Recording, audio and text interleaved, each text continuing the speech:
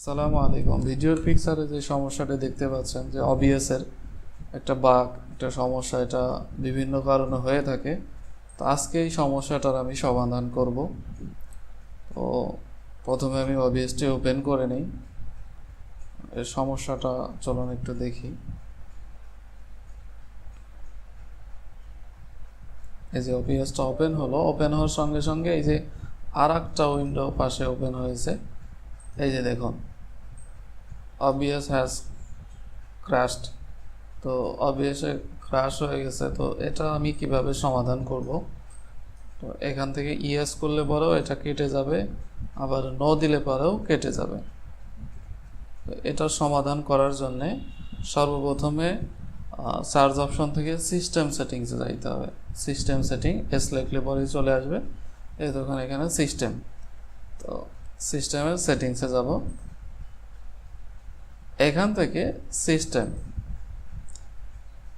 সিস্টেমে আসার পরে আমরা এই ডিসপ্লেতে থাকবো। হ্যাঁ, ডিসপ্লেতে আসার পরে একটু নিচের দিকে আসবো, স্ক্রল করলে নিচে আসবে। নিচের দিকে আসার পরে গ্রাফিক্স সেটিংসে আসবো। গ্রাফিক্স সেটিংসে আসার পরে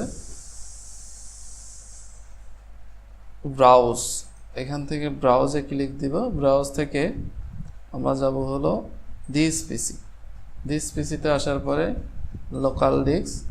লোকাল ডিস্ক থেকে প্রোগ্রাম ফাইলে আসার পরে এখানে আমরা একটু স্ক্রল করলে এই OBS স্টুডিওতে ক্লিক দিয়ে এখান থেকে বিন ফোল্ডারের মধ্যে আসার পরে 64 বিট, তারপরে এই OBS 64 এখানে ক্লিক দিব।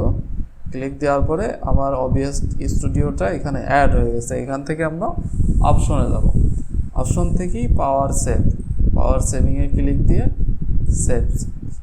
ওকে, আমাদের কাজ শেষ। এখন আমরা এটা কেটে দিতে পারি। এখন আমি OBS-টা ওপেন করে দেই। একটু অপেক্ষা করেন। এই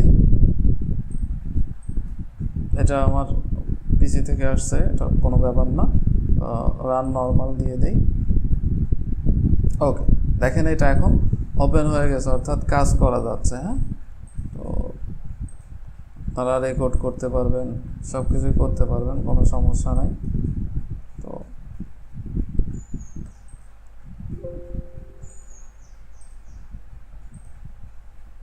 এই যে দেখুন রেকর্ড হচ্ছে, আমি স্টপ রেকর্ডে দিয়ে দিই। তো এই ছিল আজকের ভিডিও।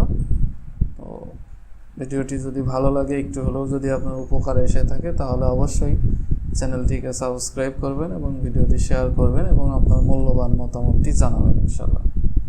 ঠিক আছে, ইনশাল্লাহ ভালো থাকবেন সবাই। আসসালামু আলাইকুম।